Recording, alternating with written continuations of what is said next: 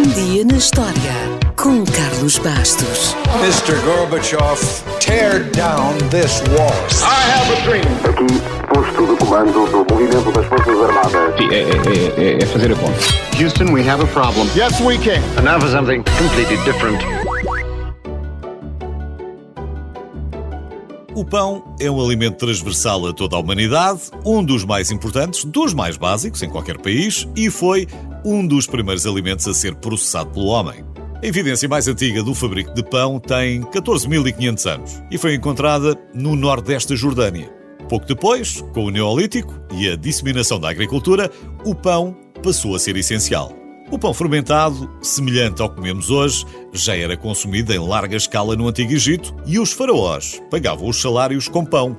Um camponês, por exemplo, ganhava 3 pães e 2 cântaros de cerveja por dia de trabalho. Depois vieram os romanos e o pão não perdeu importância, antes pelo contrário.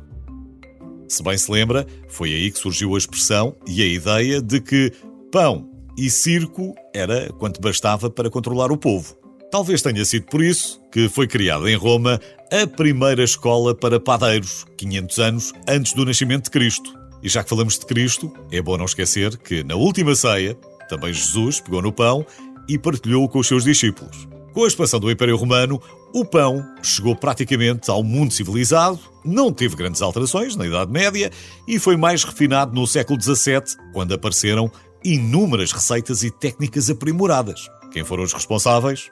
Os franceses, evidentemente. Claro que a produção em massa só chegou com os motores e as máquinas da Revolução Industrial. Curiosamente, os consumidores foram os primeiros que não acharam graça à ideia do seu pão ser produzido de forma mecânica. Mas depois foi a vez dos padeiros, já que cada máquina substituía pelo menos 2 padeiros.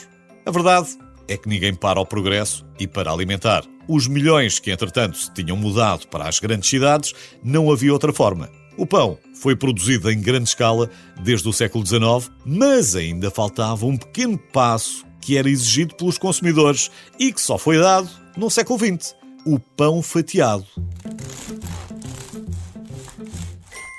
O que nos leva ao dia de hoje. Foi a 7 de julho de 1928 que o primeiro pão fatiado foi vendido no Missouri. O pai da ideia foi Otto Rohwedder. Foi ele que criou a primeira máquina automática para cortar pão. Otto estabeleceu-se como joalheiro, mas gostava de inventar e usava os conhecimentos que tinha do seu trabalho com relógios e joias para criar novas máquinas. Convencido de que poderia desenvolver uma máquina industrial para fatiar pão, vendeu as suas 3 joalharias, arriscou e em 1927 desenvolveu uma máquina que não só fatiava pão, como o embrulhava. Vendeu a primeira máquina a um amigo que tinha uma cadeia de padarias no Missouri e um ano depois o primeiro pão fatiado foi vendido comercialmente. As vendas de máquinas para outras padarias aumentaram rapidamente e num piscar de olhos, o pão fatiado ficou disponível em toda a América.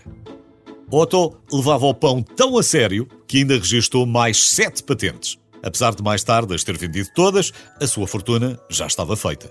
Tudo graças à sua máquina original de fatiar pão, que pode ver se for ao Smithsonian em Washington.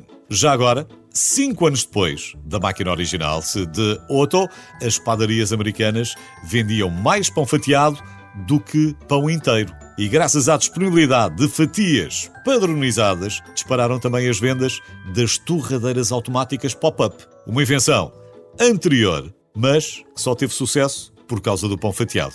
Mas essa é uma história para o outro dia.